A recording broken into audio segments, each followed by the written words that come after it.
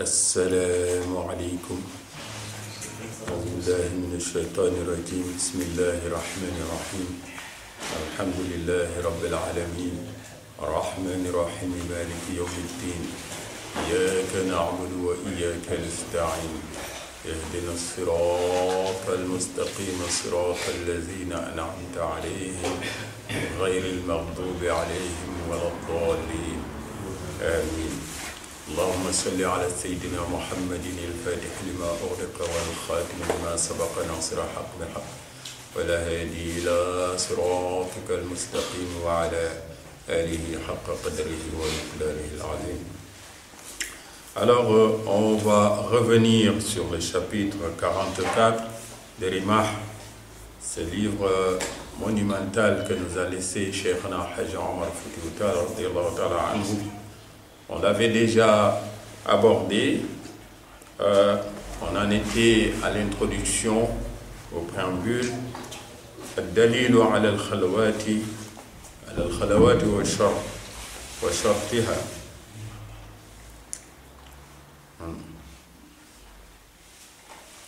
Donc, dans ce chapitre, il s'agit de parler de la khalwa, de la retraite spirituelle.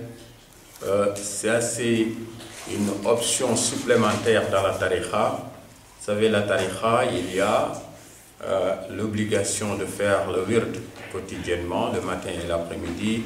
La wazifa, une fois dans la journée, le matin ou l'après-midi. Si tu peux les deux, c'est mieux.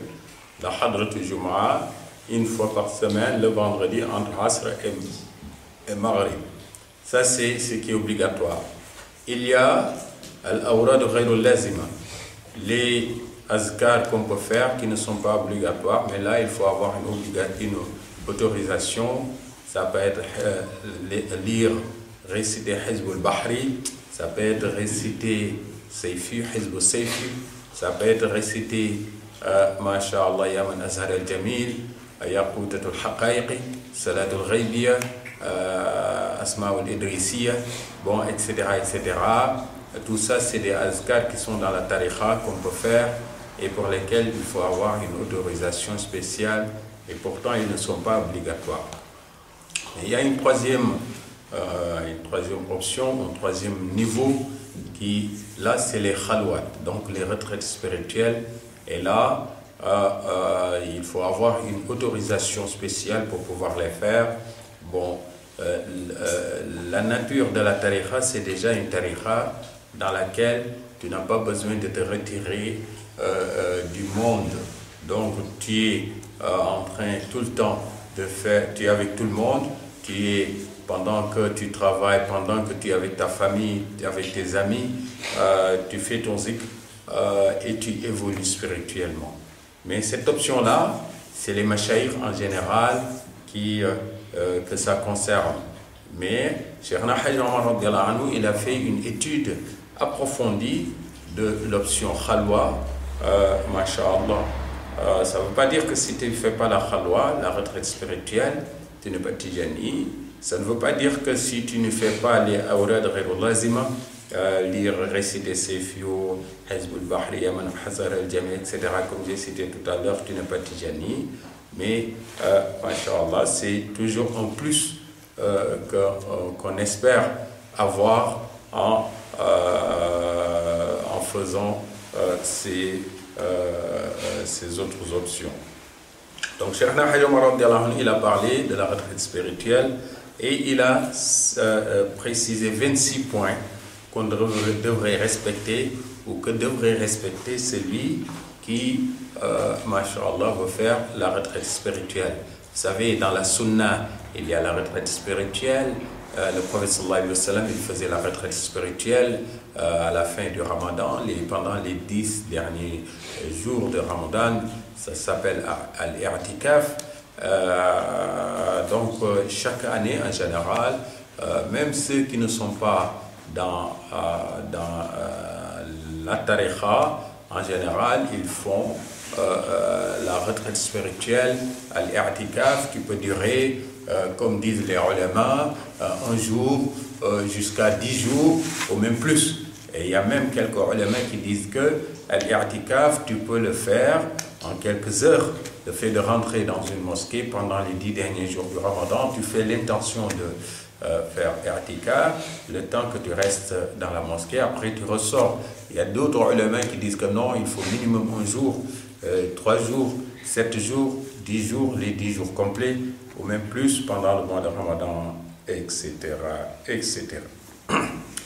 Donc, Cheikh Hadj Omar il a cité 26 points qu'on devrait respecter ou que devrait respecter celui qui veut faire la khalwa, la retraite spirituelle. يعود نفسه قبل دخولها إذا أراد الشروع والسهر والذكر. Donc, qu'il revoit sa propre personne, son nafs aussi, qu'il se prépare pour faire la khalwa, aussi bien un entraînement en quelque sorte, s'entraîner à manger moins, parce que tu vas passer quelques jours sans manger, comme tu faisais d'habitude, t'entraîner par rapport au sommeil, parce que tu vas avoir un sommeil, moins de sommeil, s'entraîner par rapport aux autres formes de privation. والثاني أن يكون دخول الخلوة بحضور الشيخ وأمره الباطن. Donc, avant de faire la khalwa aussi, il faut avoir l'autorisation de ton cheikh et même plus s'il peut être présent pour t'accompagner pendant les premiers instants de la khalwa que tu veux faire. Ouais. Et le troisième point, أن يعتقد في نفسه أنه إنما يدخل الخلوة كي يستريح الناس من شره. Donc, quand tu fais la khalwa aussi, tu dis que je m'éloigne des gens, non pas parce que je suis meilleur, mais tout simplement pour priver les gens du mal qui pourrait émaner de ma personne. Donc, je fais une retraite spirituelle parce que, comme ça, tout le mal que j'avais l'habitude de provoquer, de causer, tout le tort, etc., etc., donc les gens, ils seront en paix pendant que je suis en train de faire la khalwa. Vous voyez l'état d'esprit avec lequel on doit rentrer dans la khalwa. Tu ne rentres pas dans la khalwa pour dire ah, attention, moi je suis quelqu'un d'important, moi je suis ceci, moi je suis... Non, tu dis que je suis pire que tout le monde pendant que je fais la khalwa, donc au moins les gens seront en paix, Inch'Allah. Quatrième point, avant de rentrer dans la khalwa, أن يدخلها كما يدخل المسجد. Donc, tu rentres dans la khalwa comme tu rentres dans la mosquée. Mubasmilan, muta'awwidhan billahi, tu dis bismillah ar-rahman ar-rahim, et tu dis a'udhu billahi minash shaitanir rajim, muta'awwidhan billahi min sharri nafsihi, et tu demandes qu'Allah te protège contre le mal de ta propre personne. Musta'inan, et tu demandes l'aide aussi d'Allah subhanahu wa ta'ala. Mustamiddan min arwahi mashayikhihi, et demander aussi qu'Allah subhanahu wa ta'ala, à travers la baraka de ton cheikh, Inch'Allah, que tu puisses avoir le flux nécessaire pour pouvoir réussir, Masha'Allah, cette khalwa. والخامس, cinquième point, أن يدخل الشيخ الخلوة ويركع فيها ركعتين قبل دخول المريد. Donc, c'est aussi une condition, quand tu veux rentrer dans la khalwa, que ton cheikh rentre avec toi pour démarrer la khalwa et faire au moins 2 raka'a avec toi. Ensuite, il te laisse continuer la khalwa. Vous voyez, là, c'est les enseignements profonds de la tariqa. Cheikhna Hadj Omar, il va au-delà des sentiers battus. Donc, il nous explique, il nous montre la vie spirituelle. C'est quoi la vie spirituelle? Parce qu'assez souvent, on entend parler de spiritualité, de soufisme, etc., etc. Et là, il nous explique par A plus B, Masha'Allah, comment se passent les choses. والسادس sixième point أن يعتقد عند دخوله الخلوة أن الله تعالى ليس كمثله شيء. Alors que en commençant la khalwa, que tu aies la conviction que Allah subhanahu wa ta'ala, il n'y a personne qui peut lui ressembler. Il n'y a rien qui peut lui ressembler, il est au-dessus de tout.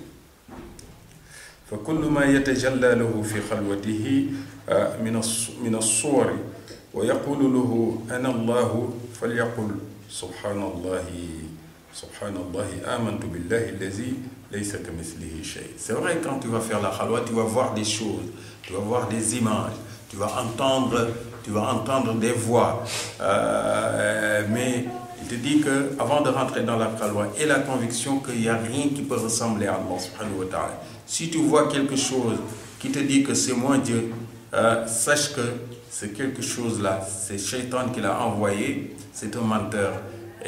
Et la conviction que c'est Allah qui est l'unique et le seul Dieu, il n'y a pas d'autre.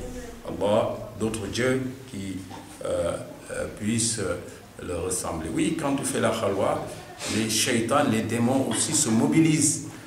Autant tu attends de la lumière de la part des êtres, de la part d'Allah, et que cette lumière peut passer par des êtres lumineux, al-arwah, autant aussi les shayatines, les démons se mobilisent, masha'Allah, pour te montrer de fausses images, te donner de fausses informations et te disent des choses qui ne sont pas vraies. Et parfois, Shaitan en personne, il peut se déplacer, se mobiliser, venir te dire que sous une forme extraordinaire que tu n'as jamais vue, te dire tout simplement que c'est lui Dieu. En ce moment, Cheikh Hajj Omar radiyallahu anhu t'aura déjà averti, tu sauras ce que tu devrais lui répondre. Ah non, tu es menteur. Le vrai Dieu, c'est Allah subhanahu wa ta'ala. Alors, والسابع, septième point, أن لا يعلق الهمة بكرامات. Donc, que tu ne t'intéresses pas au miracle. Quand tu fais la khalwa, ne t'intéresse pas au miracle. Tu dis que, ah oui, telle chose s'est passée, j'ai entendu une parole, quelque chose comme ça. Parce que quand tu fais la khalwa, tu peux entendre des êtres qui n'ont pas l'habitude de s'exprimer et qui vont s'exprimer devant toi. Et donc là aussi, il ne faut pas que ça te perturbe. Tu vois un arbre devant toi qui s'exprime, qui parle, ou tu vois un animal devant toi qui s'exprime, qui parle, alors dis-toi que ce ne sont que des créatures. Ils ne sont rien devant le vrai créateur. Alors si tu te limites à ces obstacles, c'est-à-dire que c'est des miracles, mais en même temps, c'est des obstacles. Si tu te limites à ce niveau, tu ne vas pas avancer, tu ne pourras jamais évoluer. Alors, au thamin, huitième point, أن لا يكون غير مستند إلى جدار الخلوة.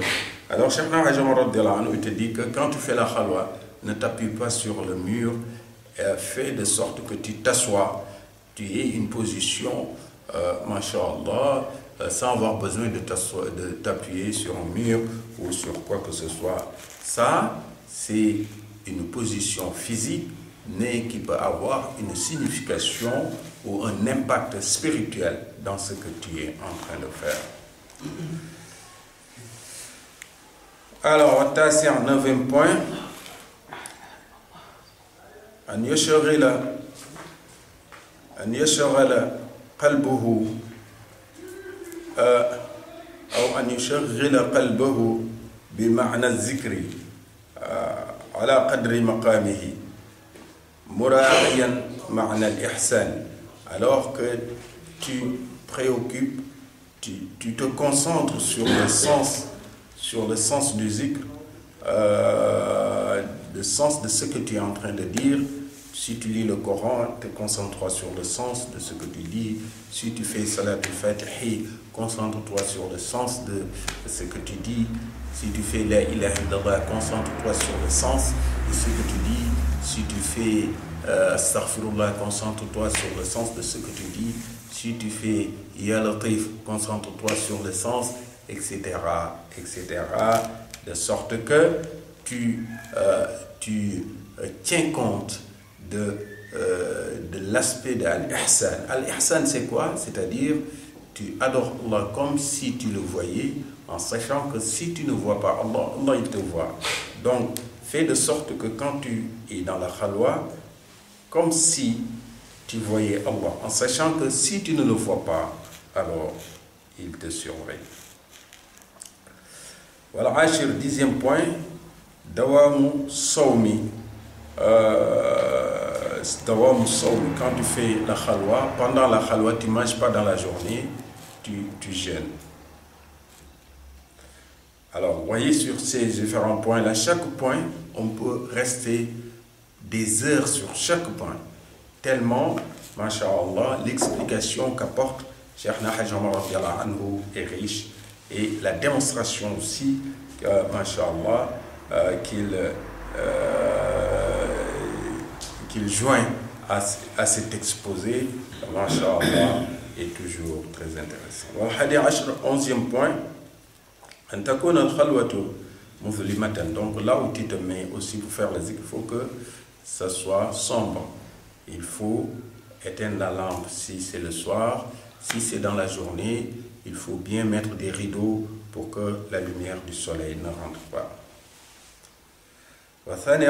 12e point, tu dois avoir toujours les ablutions. À chaque fois que tu perds les ablutions, tu dois les refaire. 13e point, tu dois toujours, masha'Allah, garder le silence. Tu ne parles pas pendant le temps de la khalwa, à moins que ce soit du zikr. Tu lis le Coran, tu fais la prière, etc. Mais tu ne parles pas pendant le temps de la khalwa. 14e point,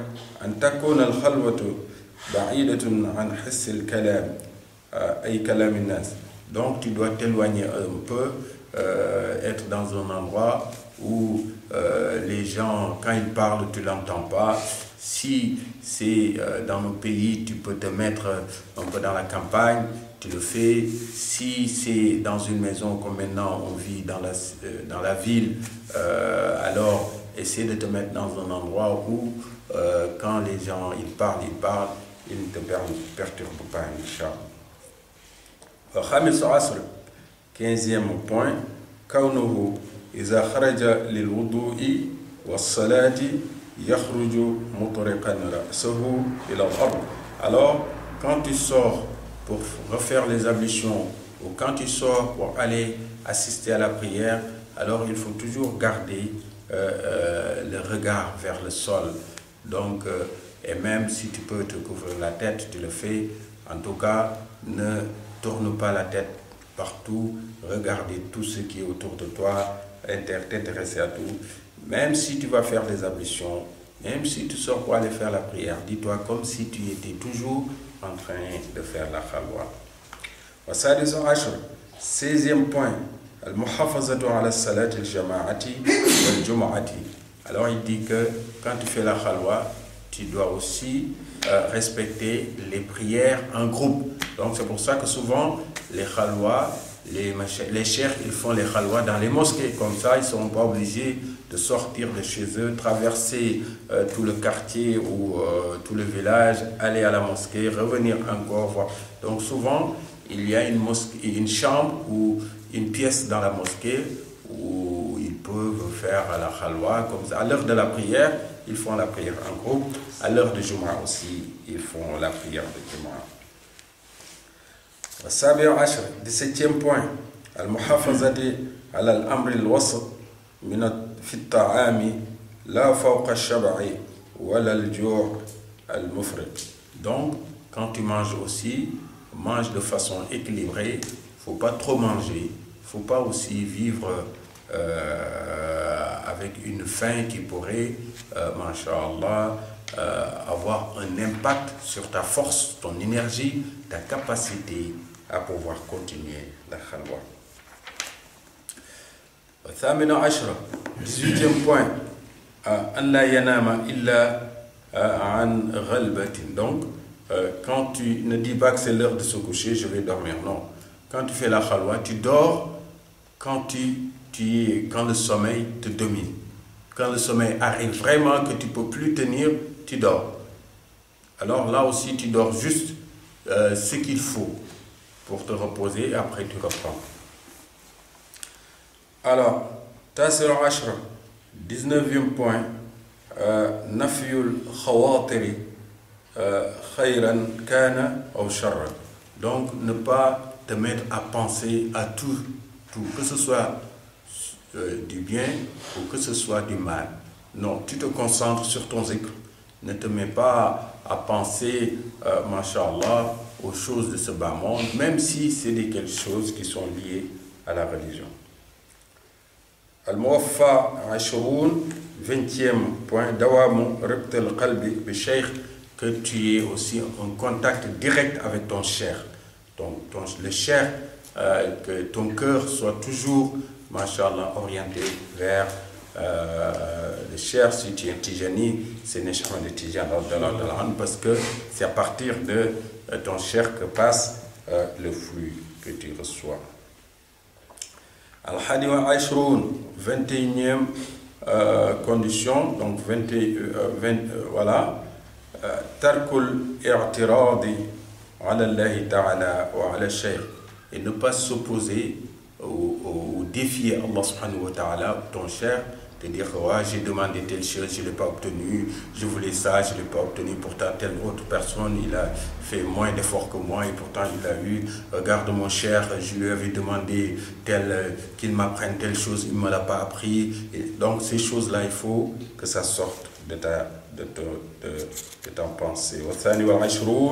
Alors, 22e point, annahum fi awani khalawatihim la yaftahuna abwab khalawatihim limaji an-nas ilayhim wa ziyaratihim. Donc, quand tu fais la khalwa aussi, tu n'ouvres pas ta porte pour recevoir les gens, discuter avec les gens, ou que les gens viennent faire ziyara ou chercher de la baraka. Non, non. Tu fermes, tu ouvres que lorsque tu auras terminé. Le 23e point. أنهم إذا شاهدوا أشياء في الواقعة التي في اليقظة أو بين النوم واليقظة لا يستحسنون ذلك. Donc, quand ils voient quelque chose à l'état de veille ou quand ils voient quelque chose dans leur rêve, ils ne se limitent pas à ces choses-là.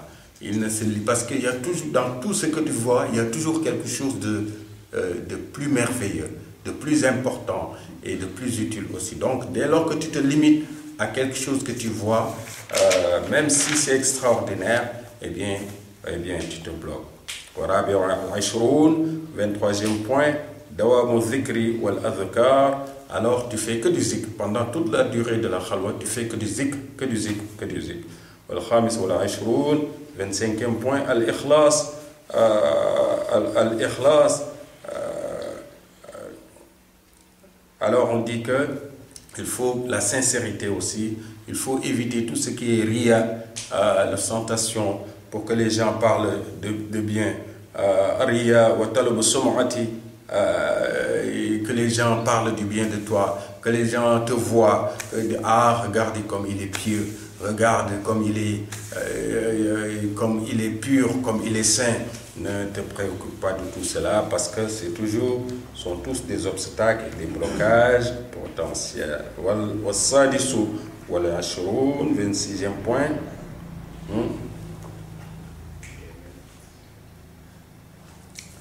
Alors, on dit que tu ne sors.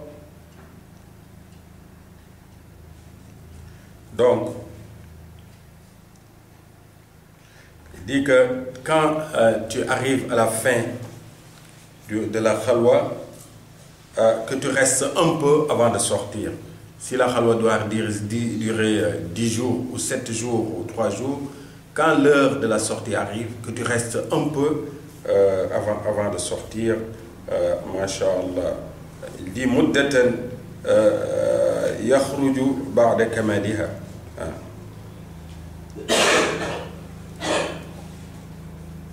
Il dit qu'il faut que tu restes juste un peu, ne sors pas de suite parce qu'après, Masha'Allah, tu risques de tomber dans le piège de Shaitan parce que tu vas aussi, tellement tu n'as pas bien mangé, maintenant tu vas vouloir t'intéresser à la nourriture, tellement tu n'as pas vu de belles choses, maintenant tu vas t'intéresser à ces belles choses, tellement tu n'as pas bien dormi, maintenant tu vas plonger pour dormir, etc., etc. Donc, juste retiens un peu ton nafs, ton ego, pour pouvoir, pour ne pas tomber dans ce piège que Shaitan pourrait te tendre à la sortie. Donc, vous voyez bien, j'ai essayé de faire vite pour pouvoir citer les 26 points, mais c'est plus riche que ça. Ce qu'a dit Cheikh Nahayou, c'est plus riche que ce que nous avons dit. Mais nous demandons qu'Allah subhanahu wa ta'ala il accepte tout et nous donne la baraka, masha'Allah, qu'il y a dans ce travail aussi. أقول قولي هذا واستغفر الله لي ولكم ولوالدي ولوالديكم ولمشايخنا ولسائر المسلمين. اللهم صل على سيدنا محمد الفاتح لما أغلق والخاتم لما سبق ناصر الحق بالحق والهدي إلى صراطك المستقيم وعلى آله حق قدره ومقداره العظيم. إن الله وملائكته يصلون على النبي يا أيها الذين آمنوا صلوا عليه وسلموا تسليما. صلى الله تعالى عليه وعلى آله وصحبه وسلم تسليما. سبحان ربك رب العزة عما يصفون وسلام على المرسلين والحمد لله رب العالمين.